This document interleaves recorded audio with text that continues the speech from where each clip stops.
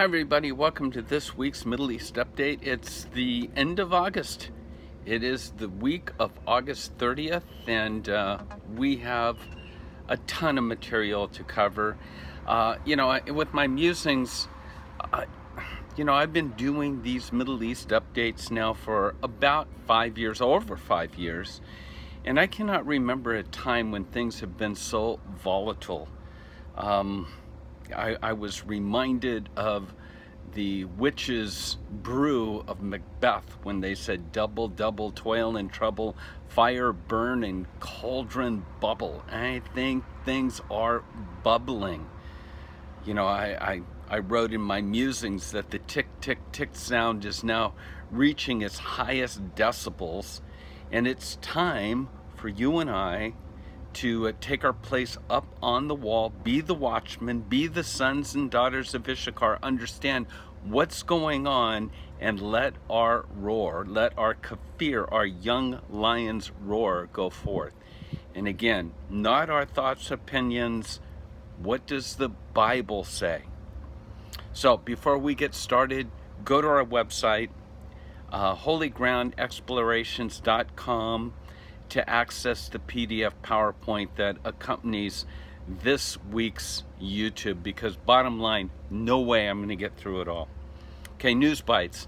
The cauldron's bubbling. Remember, the IDF is on high alert in the north in expectation of a Hezbollah attack. Forces have been redeployed. Restrictions on civilian traffic were placed on roads nearest to the Lebanese border. This week, Israel struck Iran, its proxies in Lebanon, Syria, and Iraq. And we'll get to all of these, specifically Beirut in Lebanon. Hezbollah is accusing Israel of sending suicide drones to attack in Beirut, but the fallen drones appear to be Iranian. However, a Times of London reporter picked up by a news agency in Israel said that these targeted drones seem to be headed for a factory where they're producing precision guided missiles. And again, as usual, Israeli officials have not commented, but we will a little bit later because there's now more information out on that. Meanwhile, with all this going on, again, the cauldron bubbling over, Trump seems to indicate that he's willing to sit down with Iranian President Hassan Rouhani. That's not good news for Israel, just so you know. That creates a concern. And then, with all that, remember, Israel struck inside of Iraq, and now the U.S. is saying that Iraq has the right to self-defense. The Lebanese president basically says that the drone attack in Lebanon was a declaration of war. Are you ready? We're still going with news bites. The Palestinian terrorists in Gaza, they don't want to be forgotten. They fired rockets from the south, drawing IDF retaliatory airstrikes. Dramatic footage of caught Iron Dome intercepting 2 rockets over an outdoor concert in Sderot, creating panic, you can imagine. And then from Hamas, Israel is suffering from rocket attacks. They're suffering from killer drone threats. They're horrifying terrorist attacks. But the IDF, from an Israeli standpoint, Hamas knows where Israel's going to strike, so it doesn't seem to have the same major result that Israel is looking for, which is one of the reasons we believe that things are escalating and will continue to escalate. In fact, the Wall Street Journal, an article just says the Iran-Israel war is here. It's not coming, it's here, exclamation point. Israel strikes this week in southern Syria, in western Iraq, in eastern Lebanon, and possibly even in Beirut. Still news bites. I got to give you one positive. The president of Honduras, Juan Orlando Hernandez, visiting Israel, is now declaring that his country will officially recognize Jerusalem as the capital of Israel. Well, one of the events that took place, the tragedy of Raina Shirab, she was killed.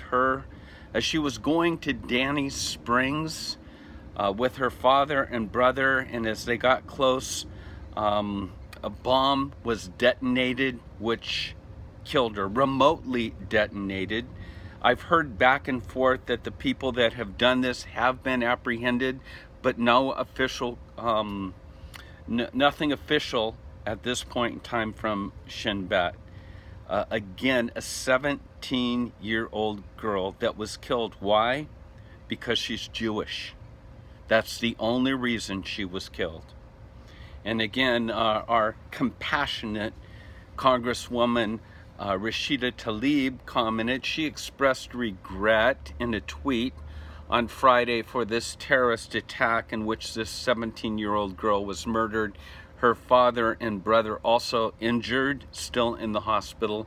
But in that same post on Twitter, Tlaib also retweeted a post from an anti-Israel group that blamed this attack on who? You think it was blamed on Hezbollah, Fatah, Hamas? No, she blamed this terrorist attack on the right-wingers in Israel and the United States. Pretty compassionate, a 17-year-old girl. David Greenblatt made the comment that basically this vicious attack of using an explosive device comes a day after Abbas once again reasserted his commitment to the Pay for Slay program, rewarding those that are engaged in this kind of terrorist attack that was witnessed today.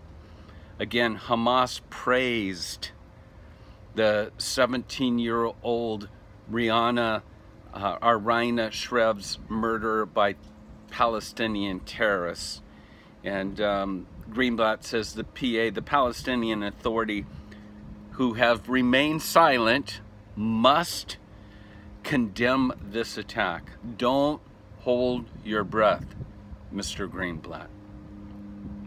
In fact, back in the early days when we were dealing with suicide bombings from Fatah, from Arafat, we read about the Al-Aqsa Martyrs Brigade and the terrorist bombing that killed this 17-year-old on Friday came less than a week after senior Fatah officers called for Fatah's military wing, the Al-Aqsa Martyrs Brigade, to resume terrorist bombings. And again, just keep in mind, these are the people that the world is pressuring Israel into making some sort of agreement with to create two states. Friends, as I've told you so many times, it's not about the land. It's about the existence of the Jewish people today. No amount of land will ever bring about peace. For Hamas, even in their charter, their intent is the annihilation of Israel. Please never forget that. And when I talk about being watchmen on the wall, keep that in your mind. Okay, then many articles, running out of time here. The IDF strikes Lebanon.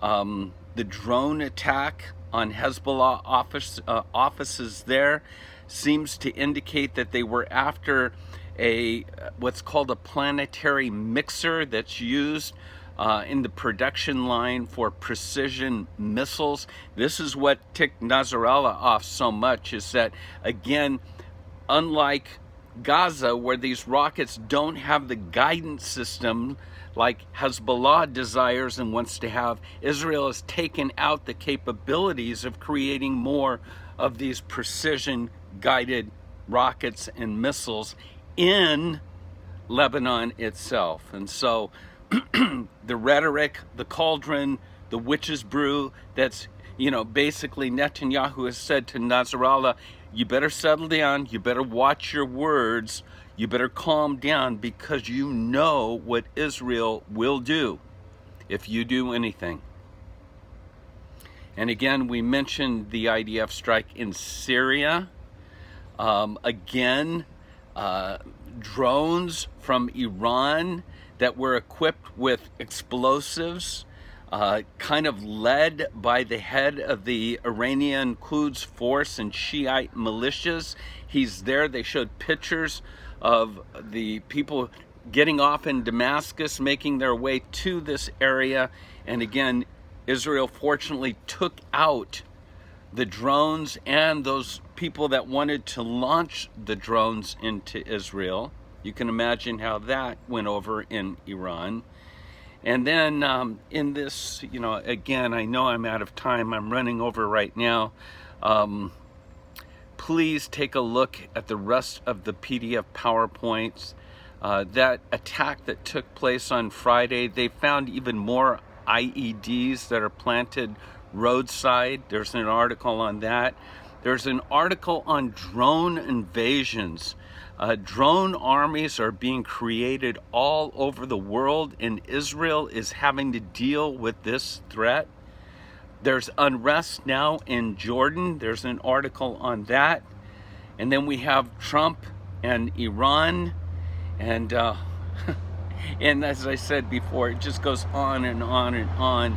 I'll end with this. There's unbelievable. I know this is just unbelievable. But on this last PowerPoint slide, you'll see a t-shirt that's just recently been removed from Amazon of a Jew that's being shot in the head by a Nazi soldier.